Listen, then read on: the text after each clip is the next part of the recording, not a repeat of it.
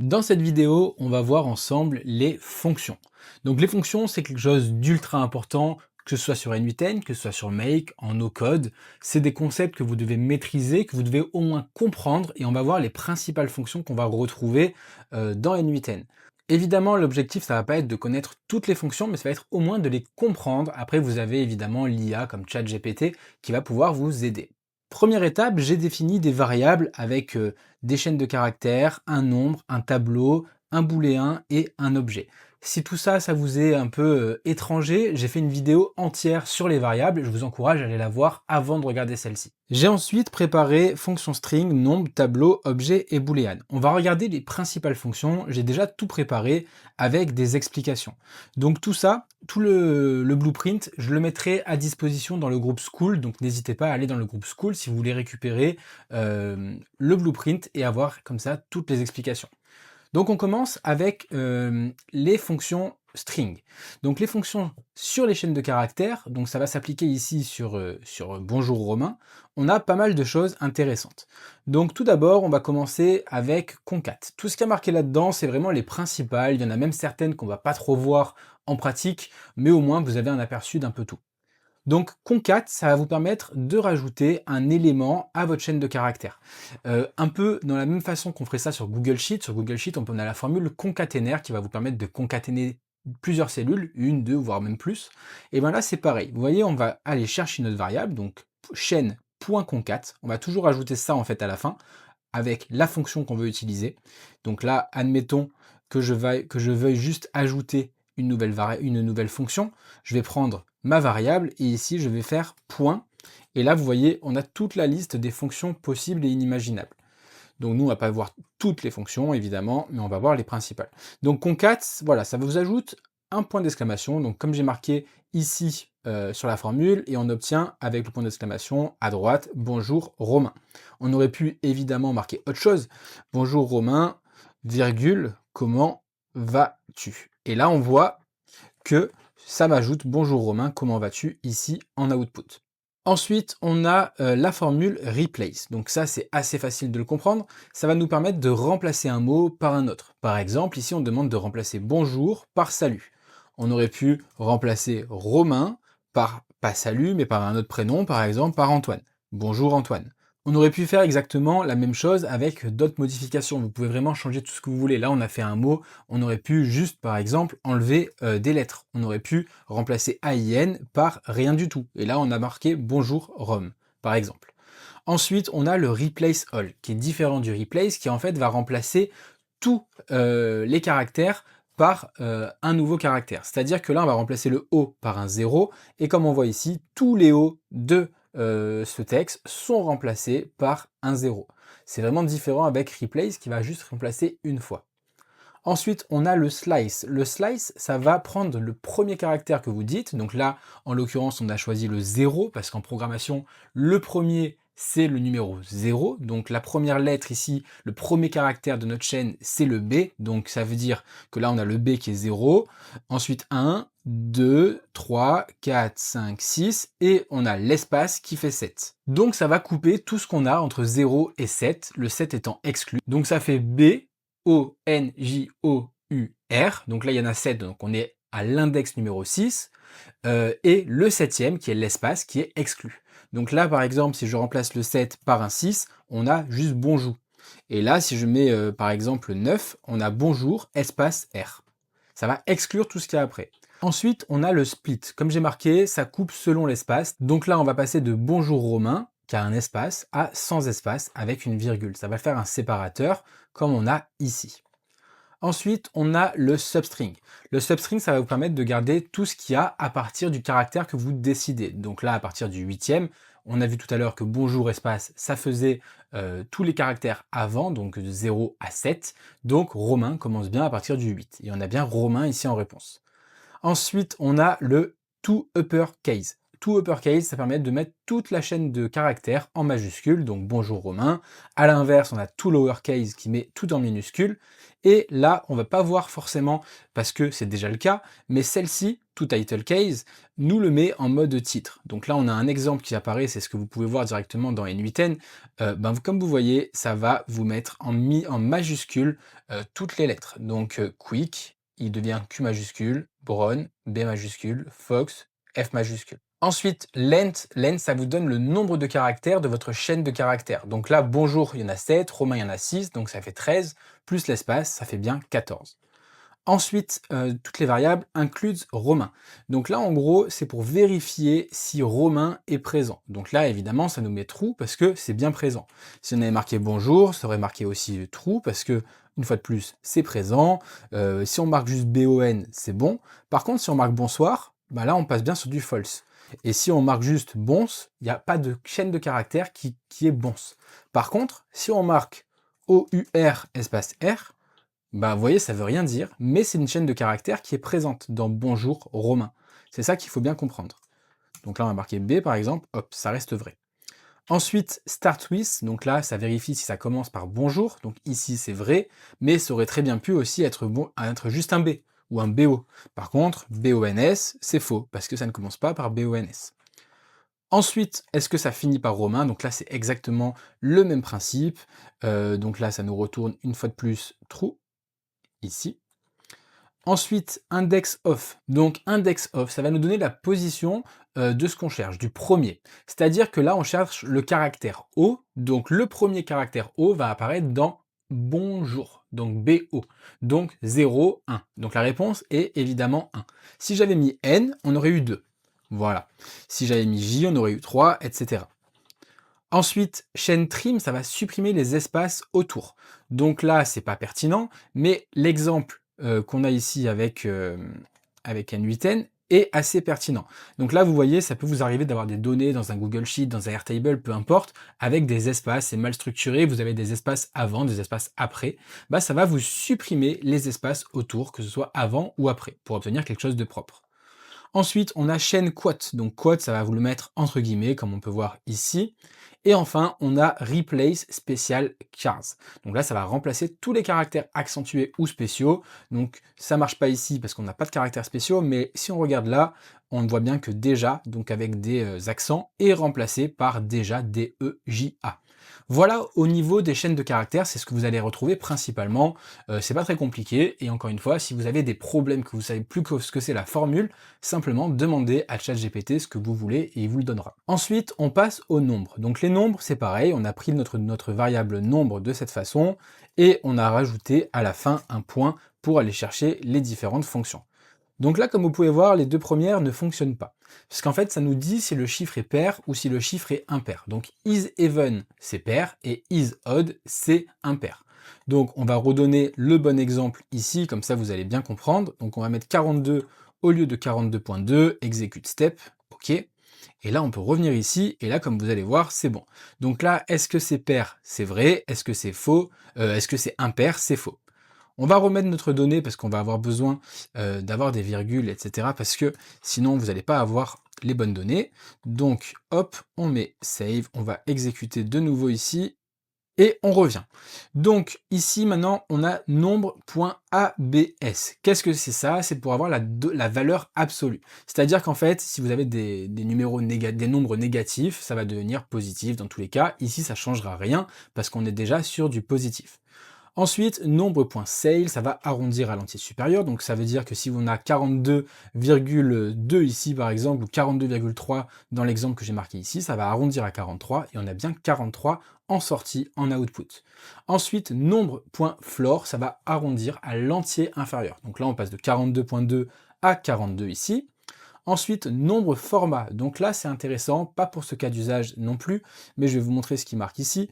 C'est que si on a en fait un nombre qui est formaté de la manière suivante, avec par exemple, on a 100 000 et il y a marqué 100 000 sans espace. Bah, ça va vous le formater un peu à la façon de Google Sheet, de Excel, qui va mettre un espace. Comme c'est le cas ici, on voit bien qu'il y a un espace entre 123 et 456. Ensuite, nombre is integer. Donc là, c'est pour vérifier si c'est un nombre entier. Donc là, évidemment, ça va être false parce qu'on n'est pas sur un nombre entier, on est sur 42.2, on est sur un nombre décimal, donc c'est pas bon. Ensuite, nombre.round. Donc là, ça va arrondir à l'entier le plus proche.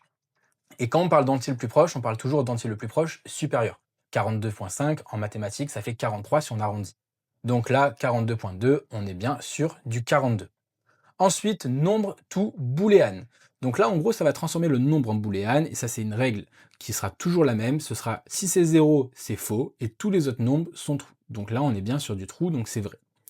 Ensuite, ça, c'est quelque chose qui vous servira pas, je pense. Moi, personnellement, j'ai jamais utilisé la transformation d'une donnée en nombre en date. Donc là, en tout cas, voilà, vous pouvez le savoir au moins pour votre culture.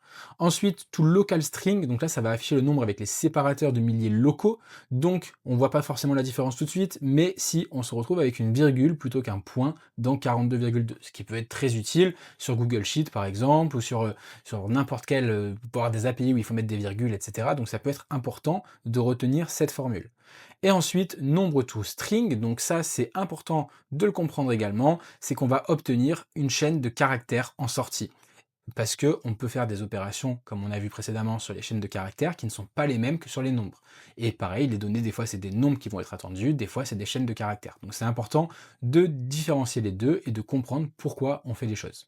On continue avec les tableaux. Donc là, j'ai mis 3 catégories différentes avec les fonctions classiques, les fonctions d'itération et les fonctions diverses. Donc, tout d'abord, qu'est-ce que c'est le tableau? Donc ça, on l'a vu dans la vidéo sur les variables. On a un tableau avec 3 données, tableau 0, tableau 1, tableau 2, banane, cerise, pomme.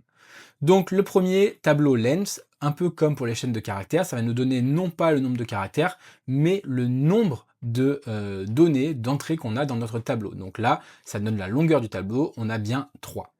Ensuite, ça va nous donner le dernier, donc donne le dernier élément. Donc ici, banane, cerise, pomme, tableau.last, ça va nous donner pomme, évidemment.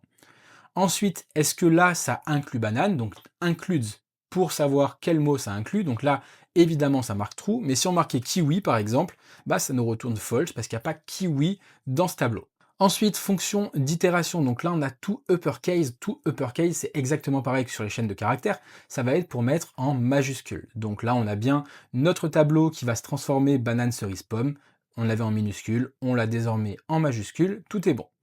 Ensuite, tableau filter. Donc, en gros, on va exclure le mot qu'on demande d'exclure. Donc ici, on demande d'exclure banane, on se retrouve bien avec juste cerise et pomme. On aurait pu exclure le mot cerise, et comme vous voyez, on se retrouve avec banane et pomme. On arrive sur les fonctions diverses, donc les fonctions diverses, il y en a beaucoup. Encore une fois, vous n'allez pas toutes les retrouver, mais certaines fois, ça pourrait être utile d'en avoir. On commence avec append. Append kiwi. Qu'est-ce que ça veut dire? Ça veut dire qu'on va ajouter un élément à la fin d'un tableau. Donc là, on décide d'ajouter l'entrée kiwi. Donc ce serait tableau 3, kiwi, ce qui donne la liste suivante, banane, cerise, pomme, kiwi. Ensuite, on a tableau.compact. Donc compact, qu'est-ce que c'est? Ça va vous permettre de supprimer les éléments qui sont vides, nuls ou indéfinis. Donc ici, c'est pas parlant parce qu'on n'a pas d'éléments vides, mais on aurait pu avoir une entrée ici, banane, ici marqué nul ou qu'il n'y a rien du tout, et ensuite pomme. Et nous, on veut pas ça, on veut un tableau propre, donc cette formule-là, ça permet en fait de trier. Comme on peut voir ici, ça va faire disparaître le mot nul. Il va rester que le 2, le 1, et ça va aussi enlever le vide. Ensuite, on a tableau concat. Donc ça ressemble beaucoup à append, sauf que ça va nous ajouter à un tableau existant un nouveau tableau. Donc en fait, on va pas seulement ajouter un mot, on va ajouter plusieurs données. Donc là, on pourrait continuer d'en rajouter. On pourrait dire par exemple tomate. Et comme vous voyez, on ajoute bien le mot tomate. On ajoute un nouveau tableau à notre tableau. Donc en fait, on va ajouter plusieurs termes au lieu d'en ajouter juste un. On fusionne deux tableaux. Ensuite, tableau différence banane, ça va renvoyer les éléments différents. Ici, on a mis banane, et en fait, du coup, ça nous renvoie les autres éléments qui sont cerise et pomme. Ensuite, ici, c'est start with, donc là, j'ai marqué, en gros, ce qui commence par banane, trouver le premier élément qui commence par banane, mais on pourrait juste mettre, par exemple, par un P. Qu'est-ce qui commence par un P? On a pomme, ça va nous retourner cet élément-là du tableau. Et évidemment toujours le premier. Donc si on avait des mots similaires qui commençaient par P, ça nous aurait retourné le premier mot qui commençait par P. Ensuite, on a tableau first, donc là ça nous donne le premier élément. Donc dans mon exemple, j'ai marqué pomme, mais ici c'est banane, hein. Le premier élément du tableau c'est banane, et on a bien ici banane. Ensuite, ça nous donne l'index. Donc l'index, on l'a déjà vu aussi avec les chaînes de caractères, donc c'est similaire. Donc là, c'est le mot que vous décidez de mettre. Ça pourrait être n'importe quoi, n'importe quelle donnée du tableau. Ça pourrait être par exemple cerise. Et là, cerise, ben, ça va nous donner la position qui est numéro 1. Pourquoi numéro 1? Parce que banane est 0, cerise est numéro 1 et pomme est numéro 2. Ensuite, on va continuer avec intersection. Donc intersection, ça va garder les éléments communs. C'est-à-dire que là, en fait, si je marque banane et pomme, ça va nous retourner tout simplement banane et pomme. Donc si je mettais juste banane, ça va nous retourner juste banane. Là, c'est très simple à comprendre celui-ci. Là, ici, ça vérifie si le tableau, il est empty, donc s'il est vide ou s'il n'est pas vide. Donc là, évidemment, il n'est pas vide, il y a des données, donc c'est false. On continue avec tableau is not empty, donc là c'est l'inverse, donc évidemment ici on va être sur du true, donc, parce que le tableau n'est pas vide, il est rempli, il a des données. Ensuite on retrouve join, join c'est quelque chose que vous allez potentiellement retrouver assez souvent parce que ça va transformer votre tableau en chaîne de caractères et ça va mettre des données, c'est-à-dire que là en fait vous allez le joindre par exemple avec des virgules, ce qui va vous donner des virgules de séparation comme ça. On pourrait mettre avec un espace qui serait plus pertinent, mais en fait ce qu'il faut comprendre c'est qu'on peut le séparer avec le join de la manière dont on veut. On peut séparer nos termes de différentes manières. On pourrait rajouter des phrases, banane plus la cerise, plus la pomme. Vous voyez, on peut mettre ce qu'on veut, c'est vraiment pour joindre les données du tableau. Généralement, on va faire ça avec des virgules, mais c'est vraiment pour comprendre qu'on peut mettre ce qu'on veut. Ensuite, tableau random item, ça va nous retourner un random item, donc un item aléatoire du tableau. Ça peut être intéressant dans certains cas, par exemple si vous avez un tableau avec des chiffres, ça peut vous retourner un chiffre aléatoire, donc ça peut être pertinent dans ce cas-là. Ensuite, tableau reduce, donc là, ça va réduire tous les éléments en un seul, donc en fait, ça va vous concaténer les mots. Ça n'est pas pertinent ici, ça peut être pertinent dans certains cas de figure, mais en tout cas, il faut juste comprendre que ça, c'est reduce, et ça va vous réduire les données. Ensuite, on a reverse. Reverse, ça va simplement inverser l'ordre, donc là, on va passer de pomme, cerise, banane, enfin de banane, cerise, pomme, à pomme, cerise, banane. Ensuite, tableau slice 1, 3. Ça va garder les deux éléments en partant de la fin. Donc pourquoi? Parce qu'en fait, ça veut dire qu'on commence à la donnée numéro 1, donc cerise, donc là on a bien cerise, et que ça va aller jusqu'à la troisième, mais la troisième sera exclue. Donc on va prendre la 1 et la 2. Comme vous pouvez voir, si là je marque juste 1 et 2, bah ça va exclure la 2, donc ça va exclure pomme. C'est pour ça qu'on doit marquer de 1 à 3. Ensuite, tableau sort, ça peut être intéressant aussi. Ça va permettre de trier le tableau par ordre alphabétique. Donc là, banane, cerise, pomme. Bon, là, ça change rien parce que c'était déjà trié dans l'ordre alphabétique. Mais en tout cas, là, vous pouvez voir l'exemple ici. Avec le tri qui se fait, on passe de D, A, C, B à A, B, C, D. To JSON string. Donc ça va convertir votre tableau en texte JSON. Donc ça, j'en parlais dans la vidéo sur les variables, avec les objets, notamment les objets JSON. C'est quelque chose qu'on va beaucoup retrouver. Donc c'est très important de comprendre et de potentiellement pouvoir transformer un tableau en JSON, parce que vous allez en avoir beaucoup besoin du JSON avec les API.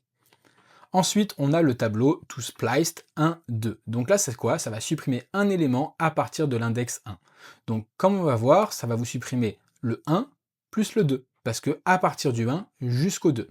Si on avait marqué 1, 1, bah en fait, ça va juste supprimer celui-ci, le deuxième du coup. 0, 1, 1, et ça supprime pas le 2. Et voilà, c'est tout ce qu'il y a à comprendre là-dessus. Ensuite, on a tableau union. Donc tableau union, ça va vous concaténer les données sans faire de doublons. Donc là, ça veut dire qu'en fait, on veut ajouter le tableau suivant. Toujours un tableau, c'est toujours entre crochets, comme ici.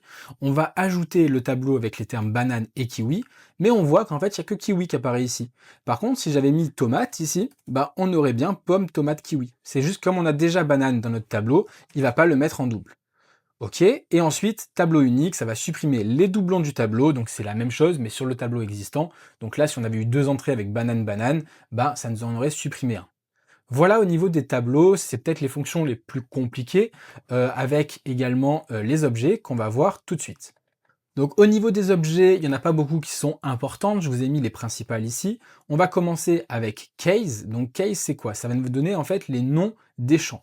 Donc ici, on a dans notre objet prénom romain, ville Oslo.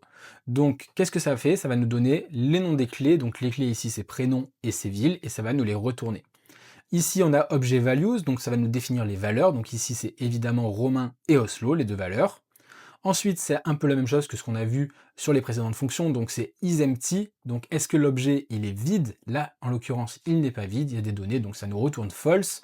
Is not empty, c'est true, évidemment, c'est l'inverse. Has filled ville, donc vérifie si le champ ville existe ou non. Donc là, on voit bien qu'il existe, donc c'est true. Mais par contre, si j'avais marqué âge, bah là, ça aurait été false. Ensuite, toJSON string, donc là c'est pareil, ça va nous transformer cet objet en JSON, et ça c'est très intéressant, surtout que ça nous le met bien en forme et qu'on va pouvoir le réutiliser par la suite avec 2 clés distinctes. Et vraiment le JSON, il y aura une vidéo dédiée au JSON, c'est un format hyper important en no code, sur n8n, sur Make, et lorsqu'on veut travailler avec des API. Et enfin, objet URL encode, donc là ça va encoder les paires clés-valeurs pour les URL, donc là prénom égale Romain et ville égale Oslo, ça c'est quelque chose que j'utilise jamais utilisé, mais c'est juste pour créer des URL au bon encodage. Enfin, on termine avec les fonctions booléennes. Donc là, on a booléan qu'on a créé qui est true. Donc en gros, vous allez avoir seulement 2 fonctions dans n8n et même généralement. C'est pour convertir votre booléan en nombre. Donc en gros, ça va vous mettre 1 si jamais c'est true. Donc là, ici, on a true, donc c'est OK. Sinon, ça va le mettre 0. Ça, vous n'avez rien à faire, juste mettre la fonction toNumber. Et toString, pareil, ça va nous le mettre en chaîne de caractères. Donc je vous rappelle, chaîne de caractères pour faire ensuite des opérations dessus, ce qui peut être intéressant. Voilà tout ce que vous devez savoir et surtout comprendre sur les fonctions. Après, n'hésitez pas à utiliser ChatGPT quand vous avez des soucis, quand vous voulez aller plus loin sur les fonctions, parce que ça vous aidera beaucoup. Et il sera toujours là pour vous guider, pour bien structurer les fonctions. Donc voilà, c'est tout ce que j'avais à dire sur cette vidéo. N'hésitez pas, comme d'habitude, si vous avez des questions. Je vous dis à très vite. C'était Romain. Ciao!